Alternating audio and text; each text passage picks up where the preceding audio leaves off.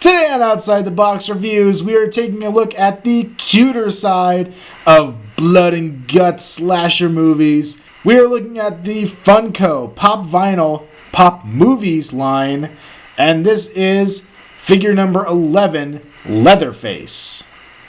I had previously picked up the Freddy, Jason, and Michael Myers from this line, and I had mentioned back in that video that I would love a Leatherface. And all of a sudden I saw earlier this year he was on pre-order on Big Bad Toy Store, and I got really excited. The original three that I reviewed were figures 1, 2, and 3. And if you can imagine my disappointment when all the figures between number 4 and number 10 came out, and they weren't really things I was all that interested in. Mostly Nightmare Before Christmas, or Beetlejuice, or Gremlins. Even though I love Gremlins, the pop vinyls didn't do it for me. But then I saw that they were finally putting out a Leatherface, and I got super, super excited. And I knew I just had to pick him up. But he was hard to find. The Freddy, Jason, and Michael Myers, I just walked into comic shops and picked them all up. They weren't too hard to get my hands on, and away I went with them. And Leatherface just never seemed to show up in stores. And finally, I got to the point where I was about to go online and go to Amazon and order them off the internet and suck it up and pay the shipping fees. And I decided to give one last shot because I'd been in a Barnes & Noble that had had a few of the pop vinyls, specifically Freddy and a couple other movie ones. And my thought process went, well, it's closer to Halloween now. Maybe they will have stocked up some other scary vinyl figures, and they had the full set of these 4 guys that I wanted to get my hands on. Already having the other 3, picked up Leatherface, and I was as excited as a kid on Christmas. So does Leatherface stack up to the 3 other figures I've already reviewed? Let's take a look and see. Now these figures are very, very simple. There's not much to them, and it all comes down to if you like the sculpt and the paint. And Leatherface is pretty cool.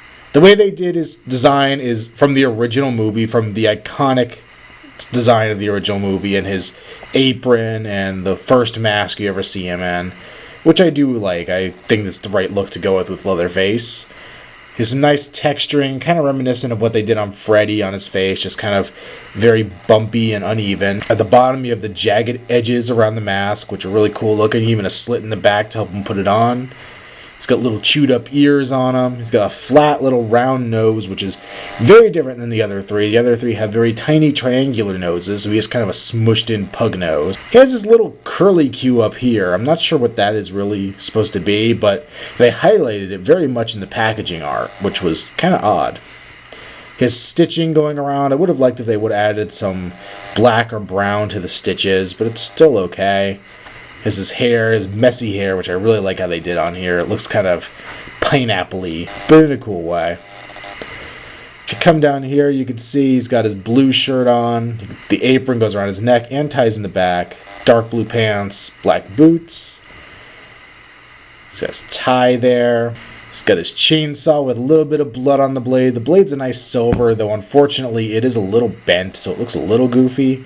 Not too bad. This is a softer vinyl figure, so it's not a big deal. Back up to the face, I like the little mouth they gave him. Just kind of a little sneer looking thing. His eyes are half shut, which kind of gives him a very Leatherface look. I do have some paint slop up here. The black kind of bled over onto the skin tone. And it's not the worst thing in the world, but a little disappointing.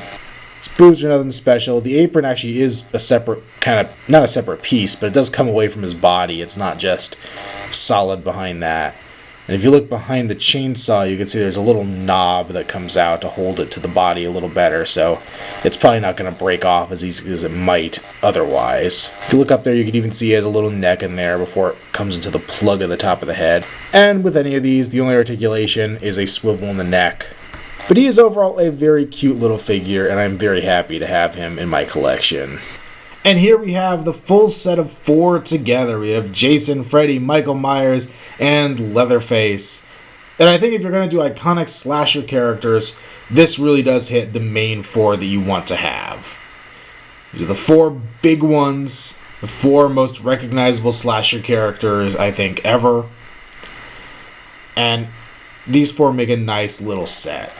Having said that, I'm not content. I am not done with this line. These things are really cool. I still love them. I still love the cutesy design. I love how much variance there is between all of them. They're not a generic body repaint. They're completely different from each other and just share some very similar themes going for their design, which I absolutely love, and I'm so glad that they're not just little repainted blah. Really cool. Definitely going to recommend Leatherface, and then I'm going to recommend to Funko to give us more. As I said before, the Gremlins didn't really do it for me. They didn't look enough like the Mogwai and Gremlins to make me really want to get it. Beetlejuice, not really. Edward Scissorhands, the same thing. Tim Burton things. I love Beetlejuice the movie, but I just don't really have any desire to own Beetlejuice merchandise. But, I don't know. Give us some other cool ones. I think I'd said last time Ghostface would be kind of fun in this style. I'd still like to see them try it. I'm not sure how well that would go, but I think it could be fun to try. And Ash could be kind of fun. Candyman would be cool. Some Hellraiser might be kind of neat. Heck, even an Alien and a Predator would be kind of neat in this style. And I'm sure there's plenty more characters that would be fun to do like this. I'd really love to see them. I'd really love to see Funko continue this line, keep putting out cool horror movie characters like this. And I really hope that Leatherface is far from the last we get. Make sure you check out Outside the Box Reviews on Facebook.